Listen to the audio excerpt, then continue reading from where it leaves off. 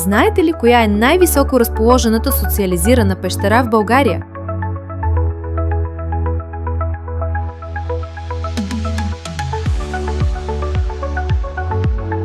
Това е пещера Добростански бисер, която се намира на близо 1400 метра надморска височина в Родопите, само на 5 км от село Добростан.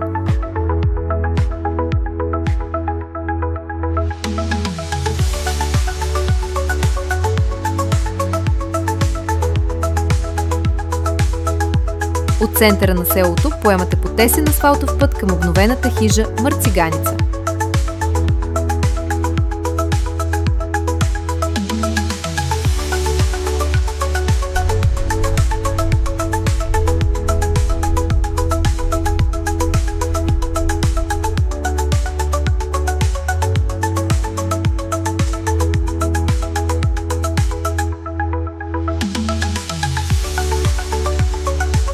Басейна пред хижата е началната точка, от която по маркирана горска пътека се стига до пещерата за около 20 минути.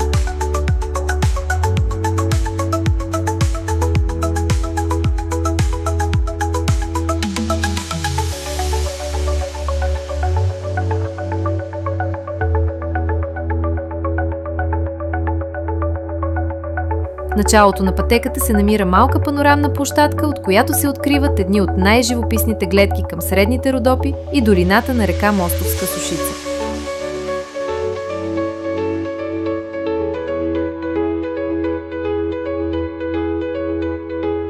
При ясно време може да видите Кръстова гора, върховете Преспа и Свобода.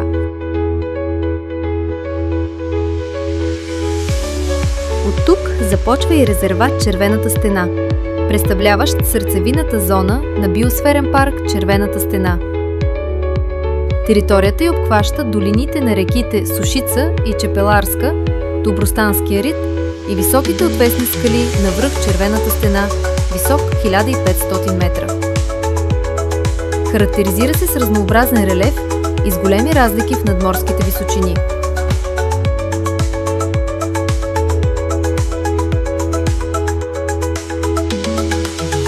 Това е и един от най-богатите на пещери райони в България.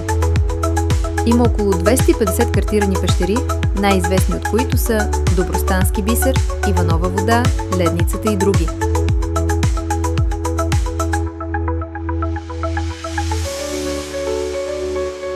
Единствената социализирана пещера в района е Добростански бисер.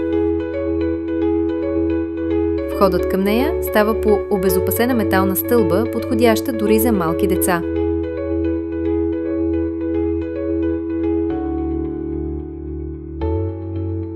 Добростански бисер е пропастна пещера, проучена е за първи път през 1963 година.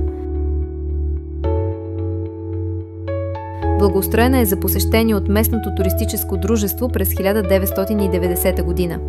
Впоследствие обаче е затворена и крадци отмъкват образувалите се пещерни бисери и унищожават пещерните езерца.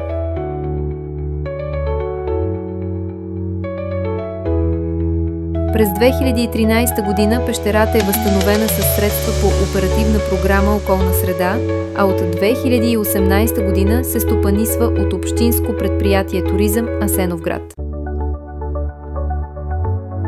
С общата дължина от 44 метра и денивелация от 14 метра, пещерата е сравнително малка, но в нея може да се видят почти всички видове подземни форми. Сталактити, сталагмити, сталактони, драпери, дендрити и малки синтрови езерца, които преди са били пълни с пещерни бисери. От тук произлиза и наименованието на пещерата – Добростански бисер. Средната температура е сравнително висока за пещера, между 6 и 9 градуса, защото е само на няколко метра под нивото на земята.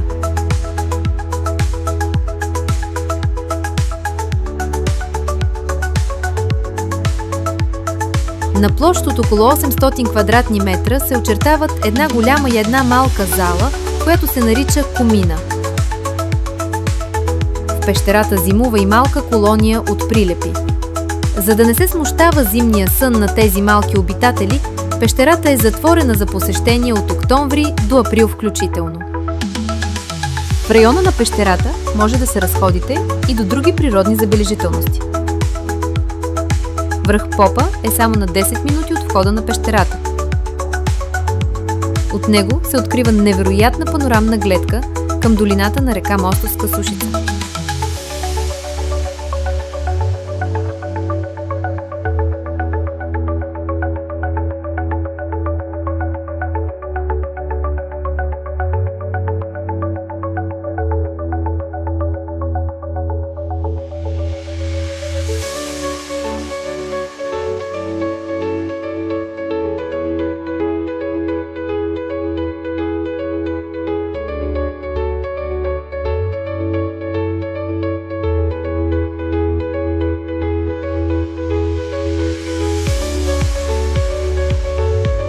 На около час и 15 минути от пещерата се намира връх Червената стена.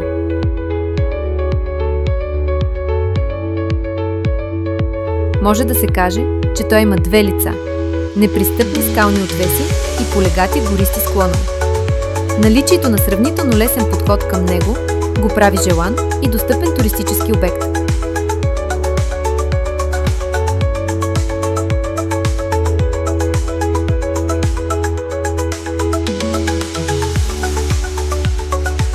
Най-високият водопад в Родопите, Сливодолското падало, е на около 2 часа път. Също така, може да се разходите до някои от малките, но красиви параклиси и просто да се полюбувате на природата.